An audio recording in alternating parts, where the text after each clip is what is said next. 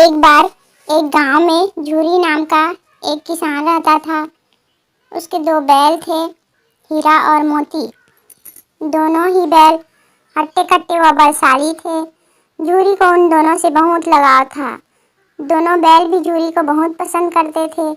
हीरा और मोती का आपस में इतना लगाव था कि यदि कभी एक खाना ना खाए तो दूसरा भी घास को मुंह तक नहीं लगाता था।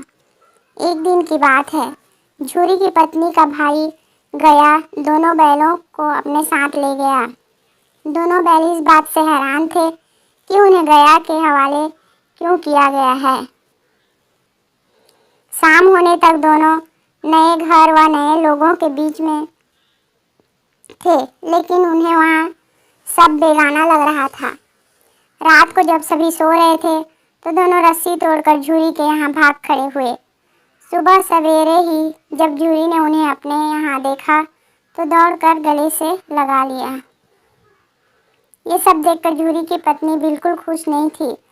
उसने दोनों को खूब खरी खोटी सुनाई और यह निश्चय किया कि दोनों को खाने में केवल सूखा भूसा ही मिलेगा। अगले दिन गया फिर आकर दोनों बैलों को अपने साथ ले गया।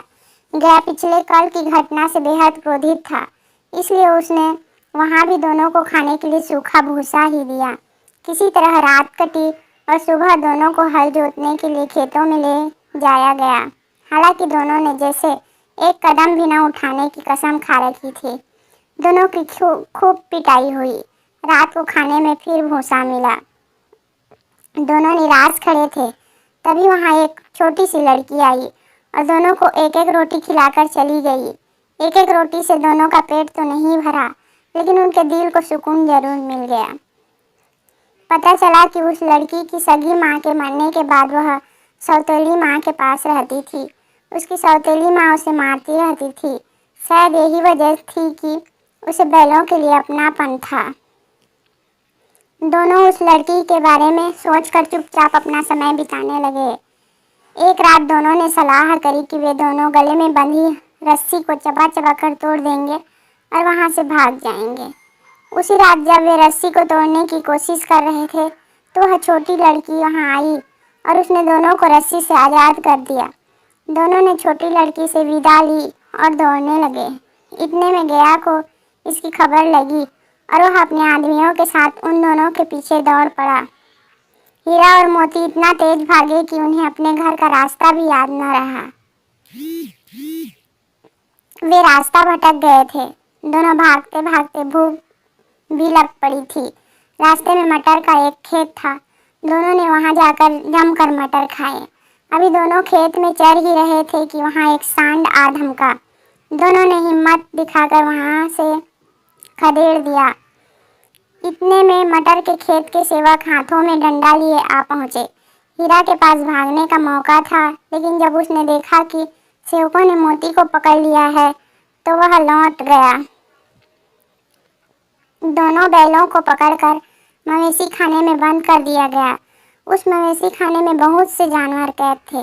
वहाँ कई बकरियाँ, घोड़े, भैंसें, गधे बंधे थे, लेकिन किसी को भी खाने को कुछ नहीं दिया जाता था। इस वजह से सभी जानवर कमजोरी के कारण जमीन पर बेजान पड़े हुए थे। जब पूरा दिन बीत जाने पर भी खाने को कुछ न मिला तो हीरा के सब्र का बांध टूट गया। उसने बाड़े की कच्ची दीवार पर जोर से अपने सींग गड़ा दिए। इससे मिट्टी का एक टुकड़ा निकल आया। यह देखकर हीरा को हिम्मत मिली और वह दौड़ दौड़ कर अपने सींगों से दीवार की मिट्टी गिराने लगा। तभी मवेशी खाने का चौकीदार हाथ में लालटेन लिए जानवरों की हाजिरी लगाने आ पहुंचा। हीरा की करतूत देखकर उसने उसकी डंडे से पिटाई शुरू कर दी और उसे मोटी रस्सी से बांधकर वहां से चला गया। हीरा ने मोती से कहा, आज अगर यह दीवार गिर जाती है तो यहाँ बंधे हुए कितने ही जानवर आज़ाद हो पाते। यदि ये थोड़े दिन और यहाँ रुके तो कमजोरी से इनका मरना निश्चित है।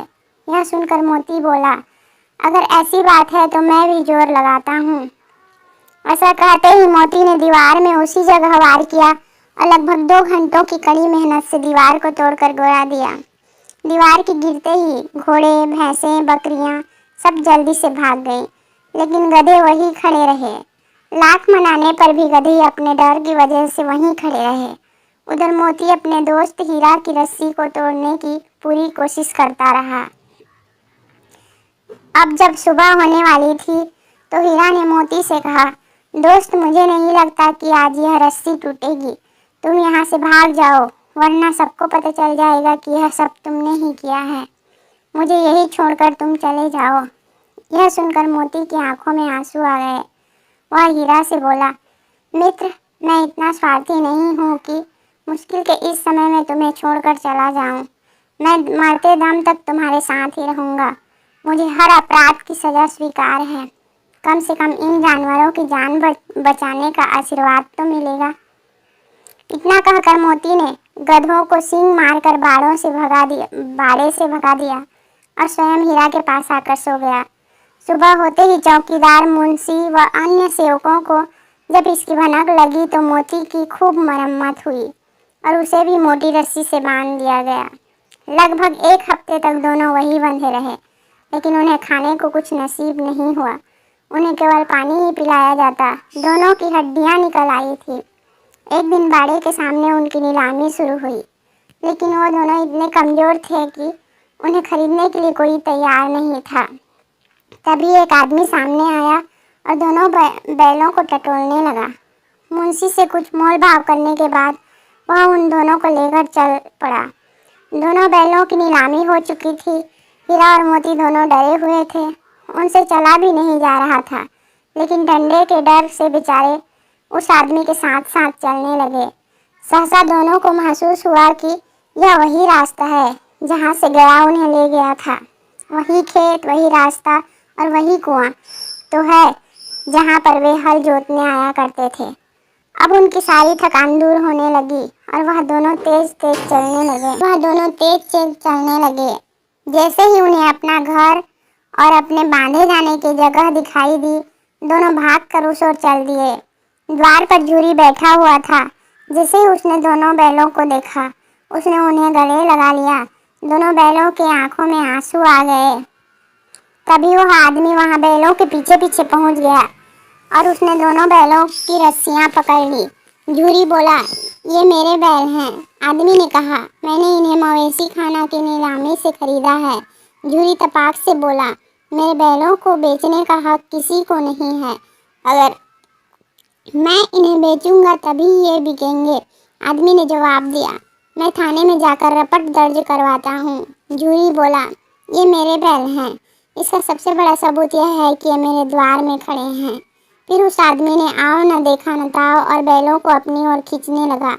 तब दोनों बैलों ने भी उसे अपने सींगों से खदेड़ दिया और गांव से दूर भगा दिया। इतनी देर में दोनों बैलों के लिए भूसा, दाना और चारा भर दिया गया। हीरा और मोती दोनों मिलकर चारा खाने लगे। झूरी साथ में खड़ा उन्हें सहला रहा था। तभी झूरी की पत्नी भी अंदर से आई और उसने दोनों बैलों के माथे चूम लिए और खूब प्यार दिया।